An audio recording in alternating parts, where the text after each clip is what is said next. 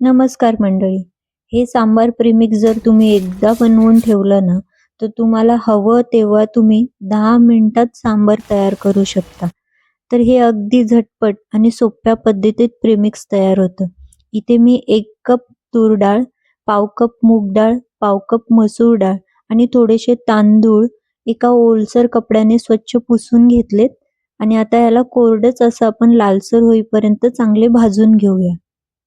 आता हे चांगलं भाजलं की याला एका कपड्यावरती अर्धा तास थंड व्हायला बाजूला ठेवूया. तोपर्यंत काही मसाले भाजून घेऊया.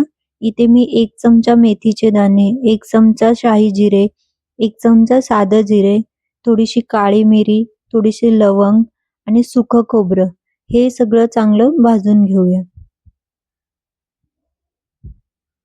आता यात धुवून कोरडा केलेला कढीपत्ता, लाल सुक्या मिरच्या आणि पाव कप चिंच घालायची आहे.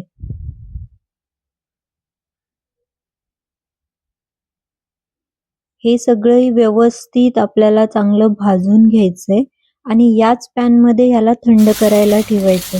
इथे तुम्ही पाहू शकता एकदम कुरकुरीत असं हे सगळं भाजलेलं आहे. आता एका मिक्सरच्या भांड्यामध्ये थंड झालेले डाळी आणि हे सगळे मसाले घालून आपल्याला एकदम बारीक अशी याची पावडर करून घ्यायची.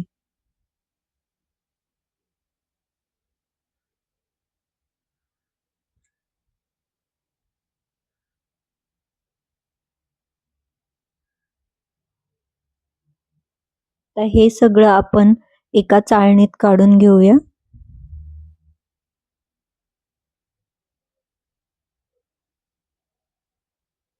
त्यातच थोडीशी हळद, लाल मिरची पावडर, थोडंसं मीठ आणि इथे मी 2 चमचे सांबर मसाला घातलाय. तुम्ही हे स्किप पण करू शकता. त्याला व्यवस्थित चाळून घेऊया, जेणेकरून त्यामध्ये काही जाडसर राहिलं असेल तर ते बाजूला होईल. हे सांबर प्रेमिक्स आपलं तयार आहे.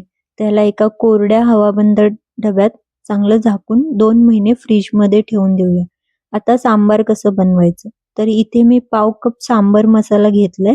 त्यामध्ये 2 कप उकळलेलं पाणी घातलंय आणि ह्याला झाकून 5 ते 7 मिनिटं बाजूला ठेवून देऊया.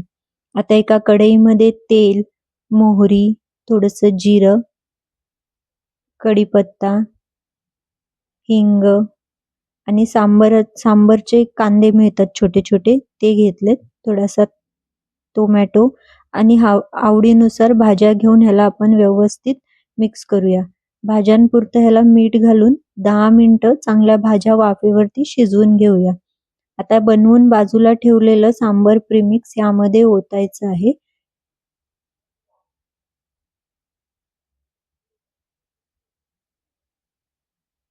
आणि वरून अजून थोडंसं गरम पाणी यामध्ये घालत आहे. जेवढं सांबर बनवायचंय तेवढं पाणी ऍड करायचंय आणि एक छान उकळी येऊन द्यायची. हे तयार आहे आपलं सांबर. थोडंसं गूळ घातला आहे, ऑप्शनल आहे. वरून कोथिंबीर घालून आपण ह्याला गरम गरम इडली सोबत सर्व करूया.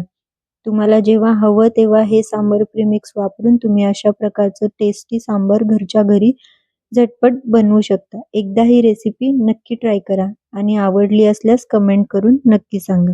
Thank you.